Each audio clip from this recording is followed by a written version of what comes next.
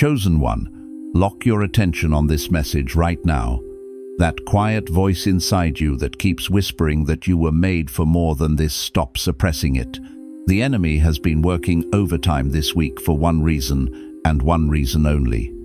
He knows what you are about to remember, because what I am about to tell you is not new information. It is a verdict that was written over your life before you took your first breath, and the moment you receive it, everything shifts.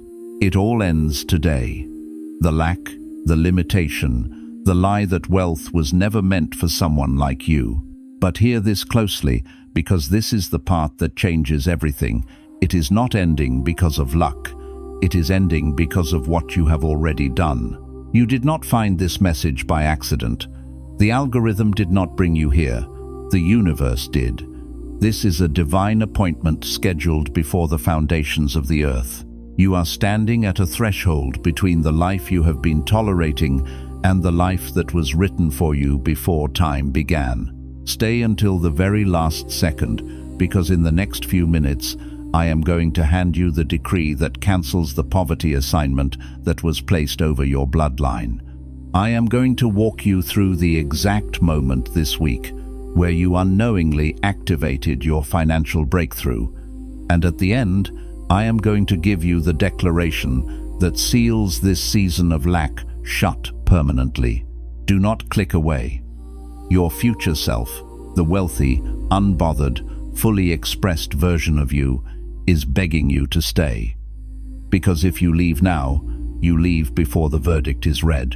And this verdict was written specifically for you. I know what the last 72 hours have felt like. The atmosphere around your finances has not just been tight, it has been suffocating. Like a ceiling you keep pressing against but cannot break through. Maybe you sat down this week to look at your numbers and felt a wave of shame so heavy it was hard to breathe.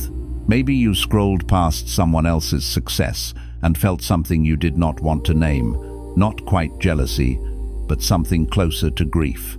Grief for the version of your life that was supposed to be here by now. Or maybe you woke up at 3:0 inches the morning this week, with your mind already running the calculations, already counting what was not there, already bracing for a week that felt like it was starting in defeat before it had even begun. You feel suspended between two worlds, one where lack is all you have ever known, and one you can almost touch, a life of abundance, freedom, and open doors that no man has to unlock for you.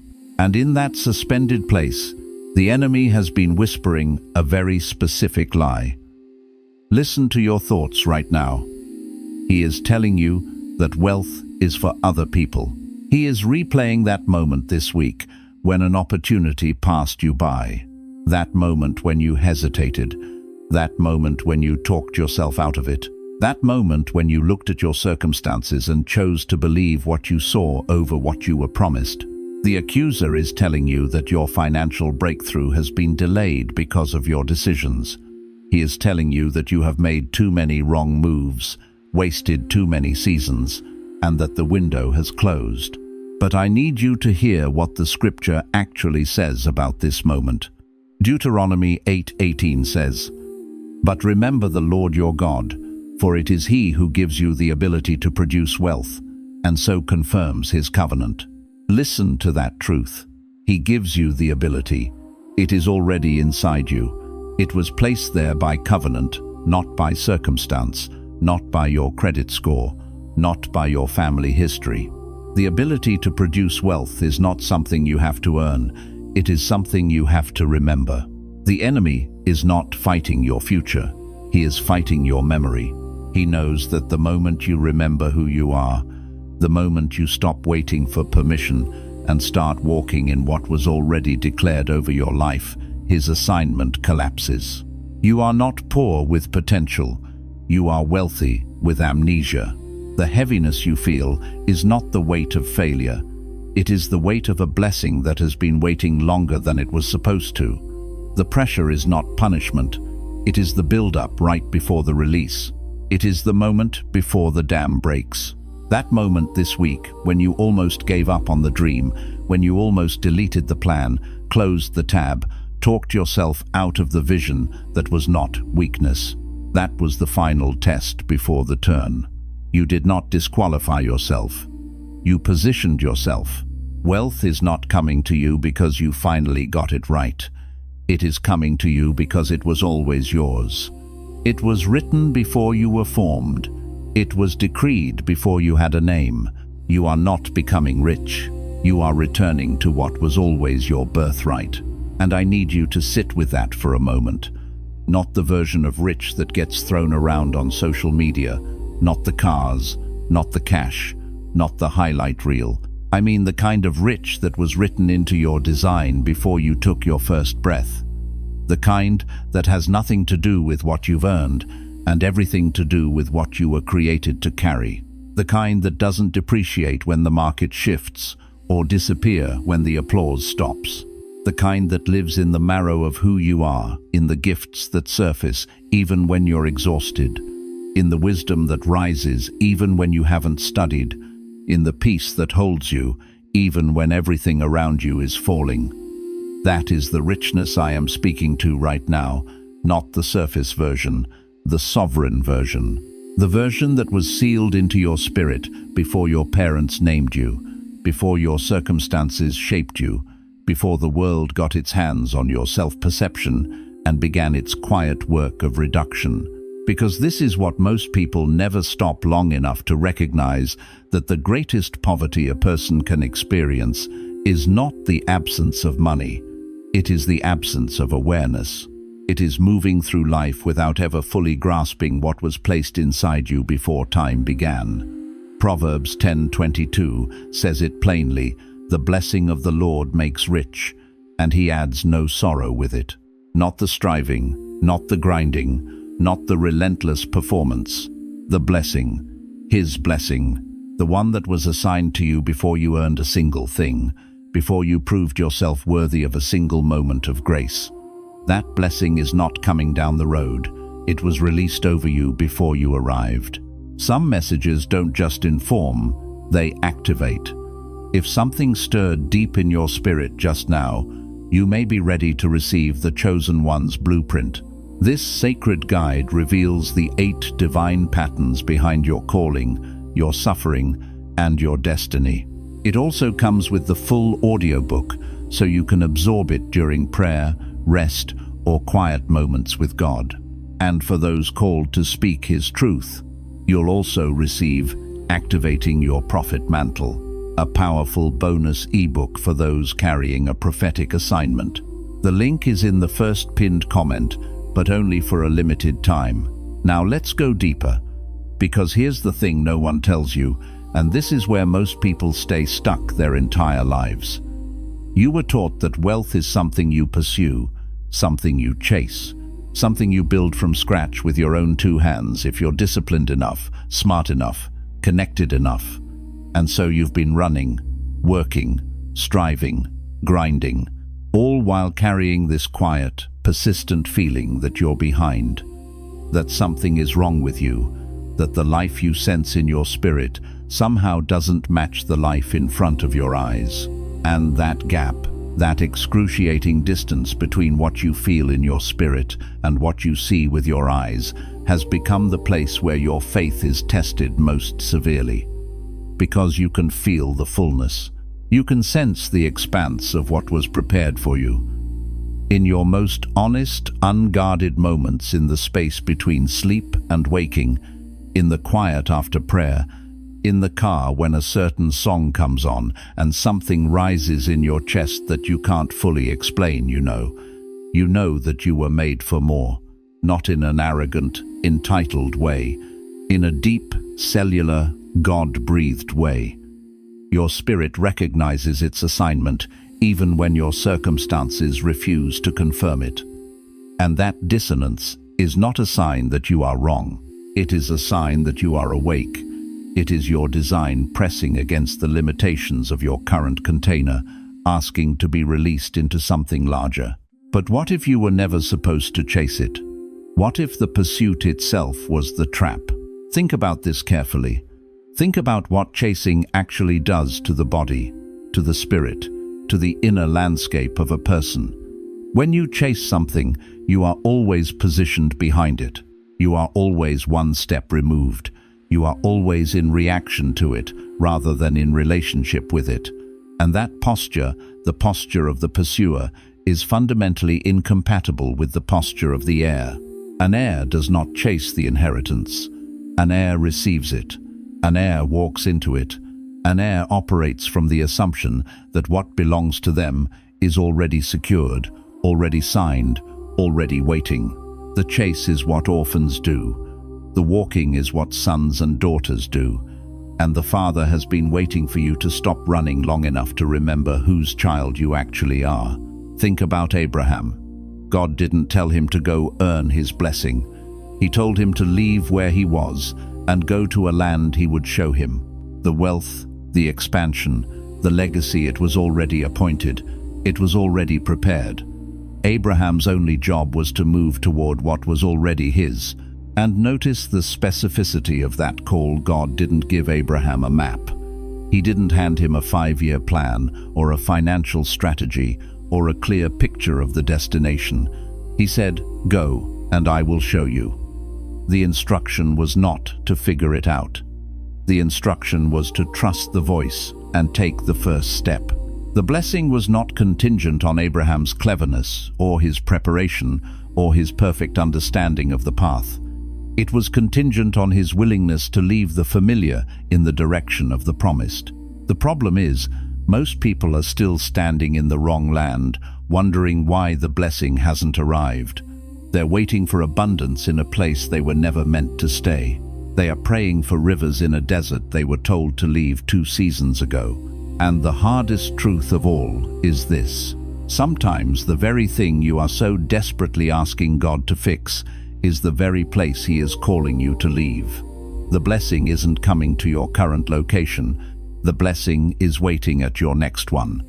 And the question is not whether you believe in the blessing. The question is whether you trust the instruction enough to move. And this is the first thing that has to shift inside you. You have been operating from a posture of scarcity, not because you are scarce, but because you were taught to see yourself that way. Someone, maybe a parent, maybe a system, maybe a version of religion that was meant to keep you humble, but instead kept you small. Someone convinced you that wanting more was selfish, that money was the root of evil, that struggle was holy, and comfort was suspicious. And let's sit here for a moment, because this particular wound runs very deep in the souls of those who were raised in faith communities. You were handed scriptures about contentment and taught to read them as invitations to settle. You were shown the lives of suffering saints and taught to aspire to their patience without being told about the restoration that followed. You saw men and women of God who lived in lack and called it sacrifice, and you absorbed the unspoken message that to want abundance was somehow to want too much of the world and not enough of God. That the truly spiritual person holds loosely, asks for little, and expects nothing beyond survival. And so you learned to make your prayers small.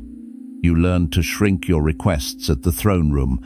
You learned to add disclaimers to your desires, God, if it be your will, which was code for "I don't really believe I deserve this, but I'm asking anyway." And you believed it. And the belief became a pattern. And the pattern became a ceiling. And now you're bumping your head against that ceiling every single time you try to rise, not realizing the ceiling isn't outside you, it's inside you. It's made of inherited agreements you never consciously chose. These agreements are invisible contracts. You didn't sign them willingly. You absorbed them through years of watching and listening and interpreting the world through the lens of what the adults around you believed about money, about worth, about who gets to have what. You watched your mother work herself to exhaustion and never quite arrive.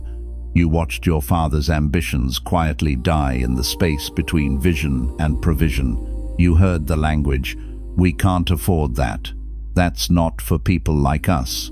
Who do you think you are?"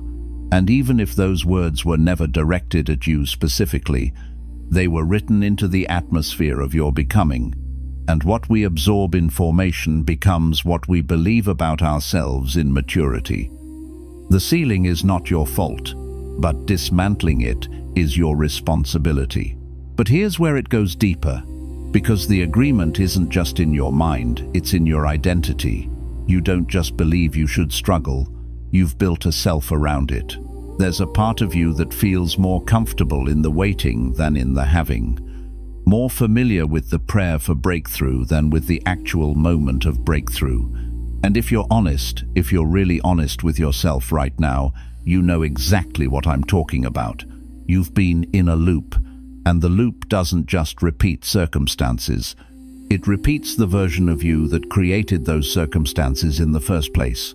This is one of the most confronting realities in the entire journey of spiritual growth, that we can become attached to our own limitation. Not because we enjoy suffering, but because the suffering has become known territory.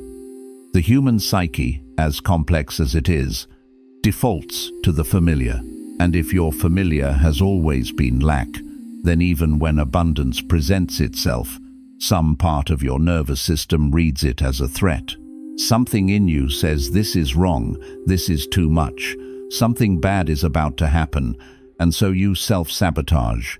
You overspend what comes in. You minimize the opportunity before it can minimize you. You retreat to smaller thinking in bigger moments, not because you are broken, but because your inner world has not yet been updated to match the outer assignment. This is what Elijah couldn't see when he ran into the wilderness and begged God to let him die. He had just called down fire from heaven. He had just witnessed one of the most supernatural demonstrations of divine power in all of Scripture. He had stood on Mount Carmel and watched 450 prophets of Baal be utterly silenced by the God he served. The rain had come, the drought had broken, the impossible had happened in front of his eyes and through his hands. And within days, he was hiding under a juniper tree, convinced it was over. Why? Because his identity hadn't caught up with his anointing. His inner world was still living in lack while his outer world had just experienced overflow. The contrast was too much. The exposure was too great. He had stepped into a territory so vast that his old self could not hold it, and rather than expand, he collapsed. And God didn't rebuke him. God didn't lecture him. God fed him. An angel touched him and said, "Arise and eat," because the Most High understood something we often miss. You cannot receive what you aren't resourced to carry. You cannot sustain what your inner life hasn't been prepared to hold. Elijah needed to be restored from the inside before he could step into what was next. And what was next, as it turned out, was not the end. It was the double anointing. It was the appointment of Elisha. It was the chariot of fire, and the translation that would become one of the most breathtaking exits in all of human history. But none of that was accessible to a man who was running on empty under a tree begging to die. The restoration had to come first. And I need you to hear this for yourself. The season you are in right now may feel like hiding. It may feel like collapse. It may feel like the fire you called down has already been forgotten and the Jezebels in your life are louder than ever. But what if this season is not your ending? What if the angel is about to touch you and say, "Arise and eat," because the journey is too great for you to make on what you currently have? What if the preparation you're in right now is not punishment, but provision, the quiet, interior work that makes you capable of receiving what is actually next? And what's coming next in this message will likely surprise you, because it always does. Because once you understand that the barrier is internal, you're ready to face the next layer. And the next layer is this: your relationship with time. Most people believe their season of abundance is coming someday, off in the distance, after the suffering ends, after the lessons are learned, after they've been through enough. And so they keep deferring, keep postponing, keep saying one day, without realizing that one day is a place that never arrives, because you're always placing it one step ahead of where you are. One day is the most dangerous address a person of faith can give their future, because one day lives in the same neighborhood as never. One day is the language of people who believe in the promise but do not believe in their own readiness to receive it. One day keeps you perpetually positioned as someone who is almost there, close enough to hope, too far to actually receive.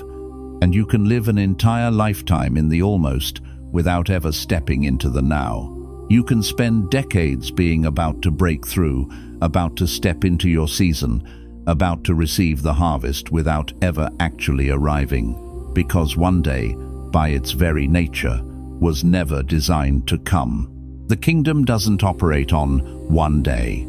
It operates on now. Provision doesn't live in the future.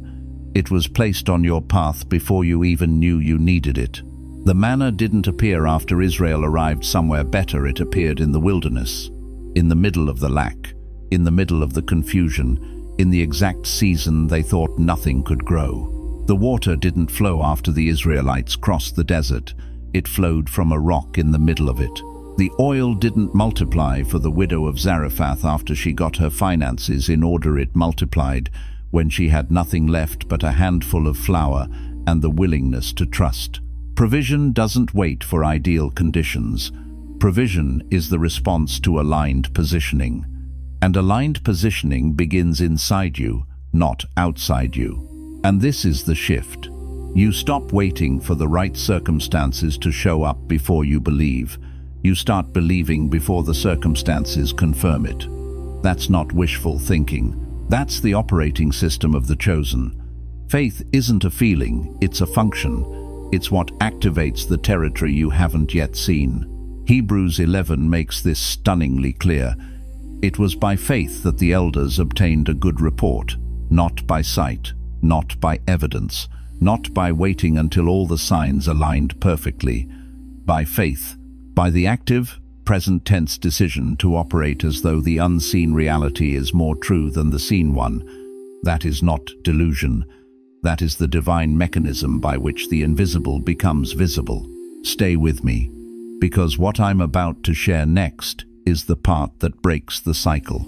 Because even after someone understands the inheritance is real and the timing is now, there's still one more invisible wall, and it's the most subtle one. It's the wall of worthiness. Deep down beneath the declarations, beneath the vision boards, beneath the prayers, there is a voice that says, you don't deserve it, that the people who have it must have something you don't, that somehow the abundant life was designed for everyone else, and you are the exception. You've watched others step into blessing and felt a strange mixture of joy for them and grief for yourself. And somewhere in that grief is a question you haven't been willing to ask out loud: why them and not me? And the answer you've been secretly living by, even if you've never spoken it, is because they are worth it, and I am not quite there yet. This voice is not discernment. It is not wisdom. It is not the Spirit of God speaking correction into your life. It is the accumulated wound of every time someone made you feel like too much or not enough. It is the residue of rejection, of disappointment, of prayers that seemed unanswered and doors that seemed permanently closed. It is a survival mechanism that learned to protect you from hope by telling you the hope was never really for you. And it has been masquerading as spiritual realism for so long that you've started to mistake it for truth. This is where you have to get ruthless with your narrative. Not aggressive, ruthless. There is a difference between the story that happened to you and the story you keep choosing to tell about yourself. What happened to you may have been real, painful, and deeply unfair. The betrayal was real. The loss was real. The seasons of genuine hardship that carved valleys into your confidence were real. None of that is being minimized here. But the moment you make that pain the center of your identity, the moment you let it define what you're available for, what you're allowed to receive, what you're permitted to dream, you have handed your future to your past. And your past does not get to make that decision. Only you get to make that decision. And you are making it right now, in this moment, whether you realize it or not. Ruth lost everything: her husband, her homeland, her certainty, and she walked into a foreign land with nothing but loyalty and intention. She didn't arrive worthy by the world's standards. She arrived willing. And willingness, in the economy of heaven, is worth more than credentials. Willingness is the currency that purchases divine attention. Willingness says, I don't have it all figured out, but I am showing up anyway. I don't have a clear path, but I am moving in the direction of trust. I don't feel ready, but I am refusing to let unreadiness be an excuse. Boaz didn't see a woman with nothing. He saw a woman with character, and character attracted covenant, and covenant released abundance that changed not just her life but her entire generational line. The name of a Moabite widow who arrived with empty hands is written into the lineage of Jesus Christ. Let that settle in your spirit. Willingness opened a door that no credential could have purchased. Your willingness is enough to begin. Now, coming up, the one layer most people never touch, the one that hides in plain sight, the one dressed in humility, because this is the part that no one wants to hear. There is a version of false humility that has been masquerading as spiritual maturity in your life. A version that says, I'm not doing this for the money, and uses that as a reason never to be financially free. A version that equates discomfort with holiness and abundance with compromise. A version that watches other people step into increase and secretly feels relieved it isn't happening to you because some part of you is afraid of what would change if it did. And let's name what that fear actually is, because it has layers. There is the fear of becoming someone different, of wealth, altering your relationships, your identity, your sense of self. There is the fear of accountability, of having more and therefore being responsible for more. There is the fear of visibility because increase brings exposure, and exposure feels dangerous to someone who has been hurt in visible spaces. There is the fear of losing the community that was built in shared suffering, the friends, the church family, the relationships forged in the fire, who might not know how to relate to you in the harvest. And beneath all of it, there is a quiet, ancient fear that says, if I receive this, I might lose God. As if the abundance would pull you away from the source rather than deeper into it. As if the God who withheld nothing, not even his own son, would somehow become less present in a season of plenty. And here's the confrontation. That isn't humility. That is fear wearing the clothing of virtue. Real humility says, I am nothing without the source that gave me this gift. False humility says the gift shouldn't go too far because then people might think I've changed. Real humility celebrates increase because it understands that increase in the hands of a faithful steward is increase in the world. It understands that the more a channel can carry, the more people downstream receive. False humility diminishes the gift to avoid the weight of accountability that comes with having more. It keeps itself small, so it never has to answer the question of what it would do with expansion. You were not designed to shrink. You were not designed to minimize. You were designed to be a channel through which something greater than yourself could flow, and channels must be open, not blocked. Think about a river that has been dammed. The dam does not make the water disappear. It just stops the water from reaching what it was meant to water. Every time you refuse the increase, you are not being righteous. You are not honoring God with your modesty. You are building a dam. You are blocking the very pipeline that was meant to water more than just your own life. The ministry that needs funding, the family that needs restoration, the community that needs a demonstration that faithfulness leads somewhere real. And here is the thing, the unexpected thing that reframes everything you've just received. The reason your breakthrough has felt delayed is not because God is withholding. It is not because the enemy is too strong. It is not because you haven't prayed enough or fasted long enough or believed hard enough. The reason is simpler and more confronting than any of that. You have been asking for the harvest while quietly protecting the very seeds you refuse to release. You have been praying for open doors while gripping the handle of the room you know. You have been declaring abundance with your mouth and practicing scarcity with your decisions, your energy, your trust, and your time. This is the gap between declaration and embodiment, between what you say you believe and how you actually live. You say you trust God for provision, but every financial decision you make is driven by fear of lack. You say you believe your season is coming, but you haven't made a single movement that reflects that belief.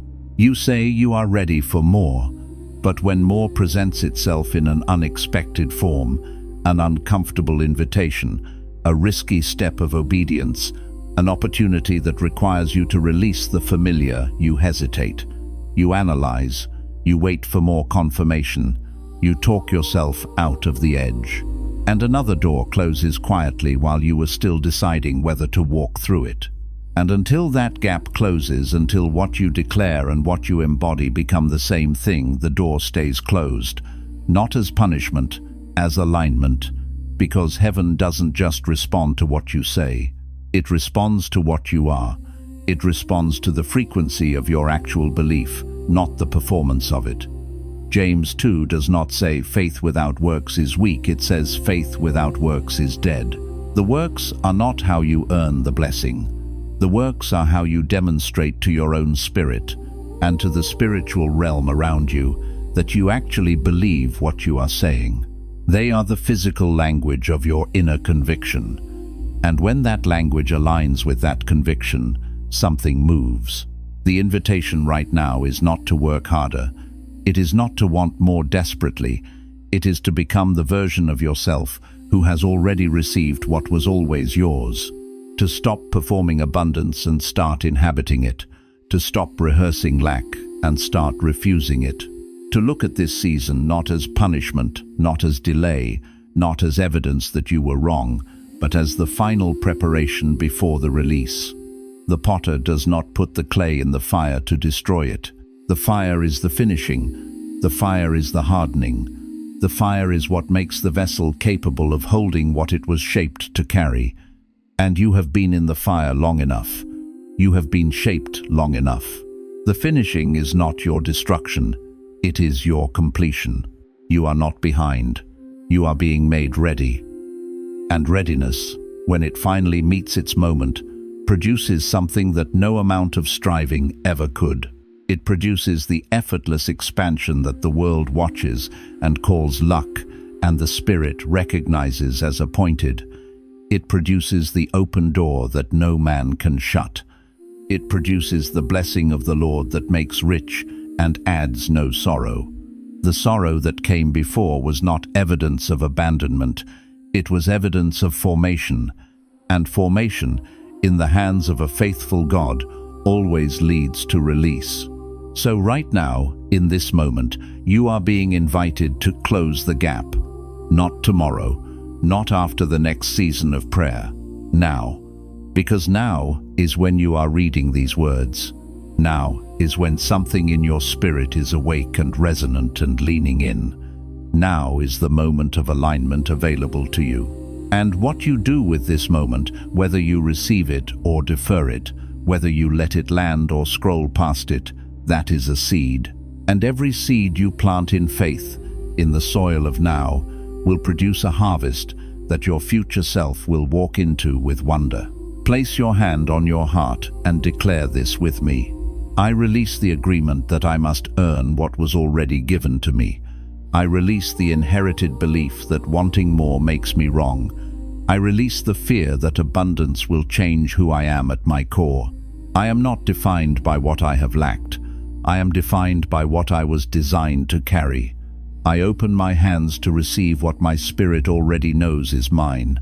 I step out of the posture of waiting and into the posture of ownership. I am not chasing my blessing. I am walking toward it. And it is walking toward me. I am chosen. I am resourced. I am ready. And my rich is not coming. It is here.